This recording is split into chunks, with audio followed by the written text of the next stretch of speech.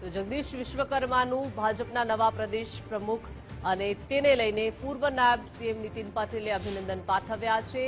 નીતિન પટેલે જગદીશ વિશ્વકર્માની નિયુક્તિને આવકારી છે અને સાથે જ નીતિન પટેલે જણાવ્યું છે કે મહેસાણાના પ્રભારી તરીકે પણ જગદીશભાઈએ શ્રેષ્ઠ કામ કર્યું છે। અમદાવાદ શહેર પ્રમુખ તરીકે પણ તેમણે સંગઠનનો અનુભવ છે।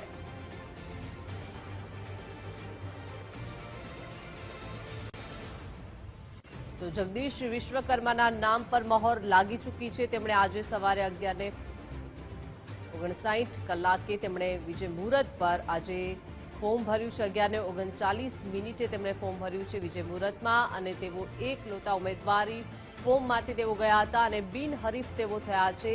તેઓ અમદાવાદના છે, ખૂબ જ સક્રિય તેઓ રહ્યા છે। ઓબીસી સમાજમાં પણ ખૂબ જ મોટું નામ ધરાવી રહ્યા છે, પ્રભુત્વ પણ ધરાવી રહ્યા છે। મહેસાણાના પ્રભારી હોવાના નાતે આખા મહેસાણા જિલ્લાના પણ તેઓ શ્રી જાણકાર છે અને અમદાવાદ શહેરના ધારાસભ્ય અને અમદાવાદના પૂર્વ શહેર પ્રમુખ હોવાના કારણે અમદાવાદ શહેરના સંગઠનની રીતે અને કોર્પોરેશનની રીતે પણ તેઓ ખૂબ નજીકથી જોઈને કાર્યરત રહેલા છે। એટલે આજે જેની ગુજરાતના લાખો કાર્યકરો ઘણા સમયથી રાહ જોતા હતા એવા નવા પ્રદેશ પ્રમુખ શ્રી જગદીશભાઈ વિશ્વકર્મા નિમાયા છે, એમને હું અભિનંદન આપું છું।